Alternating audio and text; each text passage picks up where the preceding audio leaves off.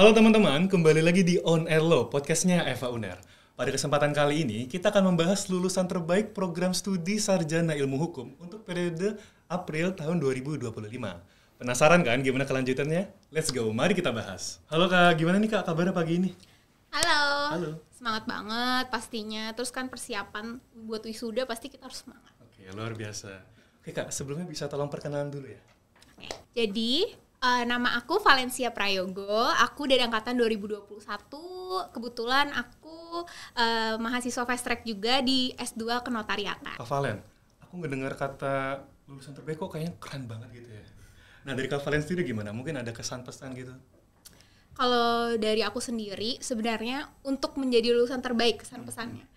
Kalau aku sendiri, aku itu tipe orang yang memang apa-apa di plan gitu. Jadi setiap yang aku rencanakan itu aku susun dulu gitu. Jadi aku misalnya nih Senin mau ngapain, Selasa mau ngapain, Rabu mau ngapain, itu udah aku plan. Bahkan kayak jauh dari hari H ataupun yang 1 tahun ke depan semua aku plan gitu. Jadinya semua terurut gitu. Terurut ya? Berarti kakak ini punya ini kayak daftar planning untuk beberapa hari ke depan atau mungkin 1 tahun ke depan gitu ada semua ya? Jadi gini, kalau aku sendiri, kalau untuk weekly plan itu ada. Jadi setiap Senin aku ngapain, Selasa ngapain, itu udah kutulis. Jadi ada papannya gitu. Terus kalau untuk 1 tahun ke depan, sesimpel ini sih. Contohnya kalau KRS-an. KRS-an tuh aku dari semester 3 udah nyusun dari KRS semester 3 sampai semester 7 aku mau ngapain gitu. Nah teman-teman, ini mungkin bisa dicontoh juga ya buat teman-teman lain yang mungkin juga pengen meniru nih gayanya Kak Valencia supaya bisa jadi lulusan terbaik tentunya. Oke Kak Valen, dari sini aku jadi penasaran deh Kak dan jadi bertanya-tanya gitu. Emang dulu Kak Valen itu kayak gimana sih Kak? Mungkin dari masa SMA sampai sekarang lulus itu seperti apa? Bisa diceritain mungkin ya? Oke, jadi gini. Kalau aku pribadi sendiri itu semenjak SMA lumayan aktif, tapi bedanya aku aktif di SMA itu full lomba, banyak banget lomba yang aku ikutin. Kayak 1 bulan tuh bisa lebih dari 1 lomba biasanya. Okay. Nah, kemudian semenjak aku kuliah, aku nggak bisa untuk satu fokus titik aja. Misalnya mau lomba, organisasi, akademik. Tapi satu hal yang aku tanemin saat aku masuk kuliah, jangan melakukan sesuatu itu harus sempurna, tapi lakukan sesuatu itu dengan penuh usaha gitu. Nah, terus kalau untuk SMA mungkin ya. Jadi dari SMA itu ke kuliah pasti transisinya beda, adaptasinya juga beda. Apalagi aku ini kan SMA di Kalimantan. Jadi bukan dari Jawa Timur gitu, jauh banget ya. Yeah. Terus juga aku sendiri waktu SMA itu masuk lewat UNER ini, lewat jalur undangan atau SNMPTN waktu itu. Berarti emang kalau di SMA itu fokusnya untuk akademik, ikut lomba, sebulan banyak banget itu ya Kak, difokusin akademik, cuman di kuliahnya ini bisa lebih transisi lagi. Iya, gitu ya? lebih menyesuaikan luas lah gitu. Tadi Kak sempat mention masalah SMA Kalimantan ya, itu bener. gimana tuh Kak prosesnya? Pastinya kan dari Kalimantan ke Surabaya pasti kan berbeda banget ya. Benar. Nah Kakak itu gimana cara transisinya itu? Jadi kalau aku sendiri sebenarnya waktu masuk FH UNER ini agak kayak minder gitu. Karena kan pertama dari alumni FH UNER apalagi masuk jalur SNMPTN tuh nggak ada satupun. Jadi aku baru pertama kali gitu. Jadi sebenarnya waktu itu aku tidak pede itu untuk masuk FH UNER, apalagi lewat jalur SNMPTN gitu. Tapi di saat itu aku juga sempet nyadangin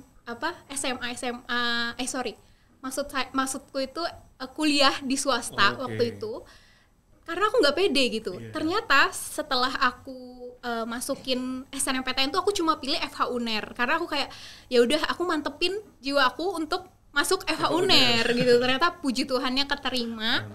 Terus gitu pada saat itu juga aku mutusin untuk mengundurkan diri apa segala macam, pokoknya aku mantepin buat masuk FH UNER. Kemudian di saat aku masuk FH UNER itu juga aku nyertain sertifikat lomba aku yang pernah aku ikutin dari nasional, terus kabupaten atau kota gitu.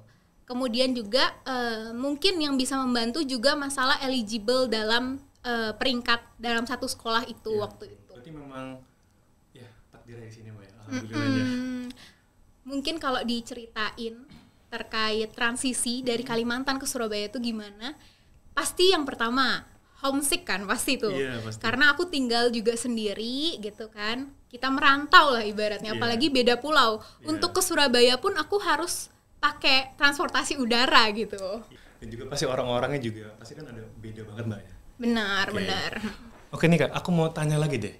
Gimana cara ngatur waktunya ala Kak Valencia supaya dengan banyaknya kegiatan seperti itu, sama ikut lomba, juga kuliah juga banyak organisasi kegiatan dan lainnya, juga sempat nge-staff di BEM ya? Kayak kalau Iya, salah ya. benar, Ya, benar. itu gimana cara ngatur waktunya supaya nggak burn out? Jadi gini, mungkin di sini aku akan ngebahas terkait titik burnout aku ya. Oke, boleh, Iya. boleh. Jadi titik burnout aku itu di semester 6 waktu itu. Jadi waktu oke. semester 6 itu aku ngatur jadwal aku itu benar-benar harus runtut gitu. Kalau enggak bakal kacau semuanya. Nah, jadi gini. Kalau untuk ngatur jadwal, aku ngeprioritasin apa yang paling penting dulu. Misal, jadi waktu semester 6, aku itu yang pertama seleksi fast track kan. Kemudian aku juga megang proyek di BEM, terus gitu juga aku skripsian gitu. Nah, Oke. ditambah itu aku nempuh 23 SKS gitu kan. Pasti kan pusing gitu, Iya. gimana yang mau didahulukan Iya. dulu. Jadi, setiap minggu aku catetin yang mau aku kerjain apa. Misal, untuk skripsi ini, dalam weekend aku ngerjain misalnya ya 10 lembar gitulah untuk Sabtu Minggu. Terus setiap harinya untuk dari weekday Senin sampai Jumat aku maksimal paling enggak 3 lembaran kayak gitu. Nah, itu untuk skripsi. Kemudian kalau untuk nge-BEM itu pasti kita pentingnya kan koordinasi kan sama teman juga, pasti ada juga organ-organ yang lain gitu ngebantu panitia-panitianya. Nah, terus masalah seleksi fast track.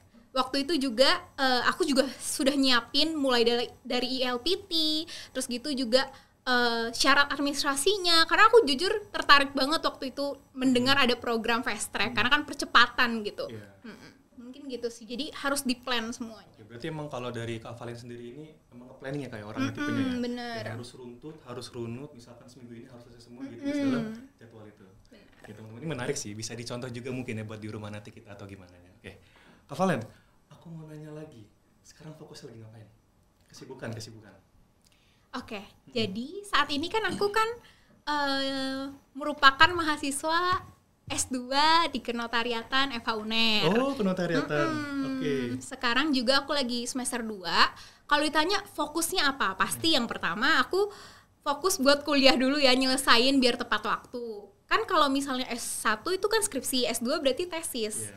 Jadi aku mulai cari-cari topik juga, terus aku freelance sekarang. Karena kalau S2 kan ada yang kuliahnya malam, terus aku juga gabung kuliah pagi gitu kan. Nah, jadi aku juga freelance. Kebetulan aku ini juga tipe orang yang suka ngajar gitu. Suka berbagi ilmu. Jadi aku juga ngajar.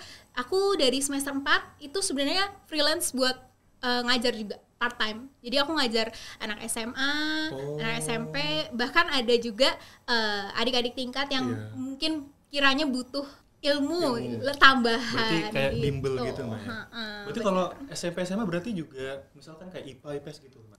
Kalau SMA itu maksudnya ngajar gitu ya? Iya, ngajarnya itu kayak gimana? Kalau SMA aku jarang sih kalau dapat murid SMA. Biasanya SMP, SD.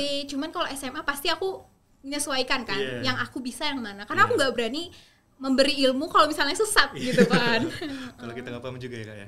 Benar. Oke Kak, berarti untuk cita-cita sendiri nanti gimana Mbak? Untuk goals ke depannya begitu, ingin menjadi sosok apa? Apakah karena kakak ini suka mengajar, apakah ingin menjadi dosen? Atau karena masuk ke notariatan mau jadi seorang notaris? Nah, gitu. Ini menarik nih. Iya, gimana? Jadi gini, sebenarnya yang kayak kamu bilang, apa mau jadi dosen atau mau jadi notaris karena kenotariatan? Sebenarnya kalau memang bisa dipadukan, aku padukan. Jadi gini, aku pengen tetap ngikutin alurnya notaris. Tapi aku tahu kalau ilmu itu gak ada batasannya. Kita mau kapan nuntut ilmu tuh bisa kapan aja, mau kita sudah berumur kapanpun ya, gak ada batasannya gitu. Nah, jadi yang aku rencanakan, kalau memang Tuhan berkehendak pasti jadi notaris kan, karena kan kebetulan di kenotariatan, terus aku ikutin alur semua notaris. Kalau memang berkehendak juga, aku sambilan jadi seorang dosen praktisi gitu. Oke, berarti jatuhnya dosen luar biasa. Iya, benar. Oke, berarti nanti misal lagi lenggang atau apa nanti bisa ngajar di Iya, sebagai dosen bener. dosen tamu. Ya, Oke, benar. menarik. Dosen luar biasa. Oke Kak nih, sebagai penutup nih, mungkin ada nggak pesan-pesan buat penonton-penonton kita di luar sana yang mungkin juga sedang sama-sama berjuang, juga mungkin lagi burnout juga karena banyak banget nih tugas dari kuliah nih, gimana? Tips and trick yang mungkin bisa dikasih? Jadi mungkin ya, satu kata yang aku pegang itu do the best today, no sorry for tomorrow. Jadi kayak gini, kalian tuh lakukan aja apa yang kalian bisa. Jadi kalau misalnya ada peluang, langsung dicoba aja. Terus juga jangan menjadikan patokan orang itu tuh sebagai proses kalian gitu. Mau jadiin motivasi itu nggak apa-apa. Tapi jangan melihat proses orang, kalian harus seperti itu. Karena kalau orang terlambat, itu belum tentu dia gagal. Sebaliknya, orang yang cepat belum tentu berhasil. Jadi nikmati aja prosesnya. Terus lakukan apa yang kalian bisa. Dan jangan lupa juga selalu mengandalkan Tuhan dalam segala aktivitas kalian dan rencana kalian. Oke, luar biasa. Berarti intinya itu kita coba dulu aja, Mbak. Iya, coba dulu aja, ntar kita usaha dulu. Dan jangan lupa juga harus disertakan sama yang di atas. Iya, pasti itu. Harus berdoa, ibadah, dan sebagainya. Oke, Kak Valen, terima kasih banyak. Terima kasih banyak sudah meluangkan waktu untuk datang di podcast kita pada pagi ini. Semoga goals-goals yang Kak Valen ucapkan tadi bisa terkabul semua. Amin. Dan juga semoga podcast ini juga bisa membantu teman-teman semua yang mungkin bisa menjadi inspirasi nih dari seorang Kak Valen. Di tempat juga aku kagumnya tuh mungkin selain dari hal tadi ya, Kak Valen berarti kan tahun 2021 berarti kan COVID ya? Iya benar. Berarti sempat online. Ya, semester 1 online, semester 2 langsung offline. Oke, tuh berarti online tidak menghalangi untuk menjadi mahasiswa terbaik Eva UNER. Luar biasa. Oke, terima kasih Kak Valen. Terima kasih juga teman-teman yang sudah menonton video ini dari awal sampai akhir. Jangan lupa untuk follow dan like video ini dan juga media sosial Eva UNER yang lainnya. See you!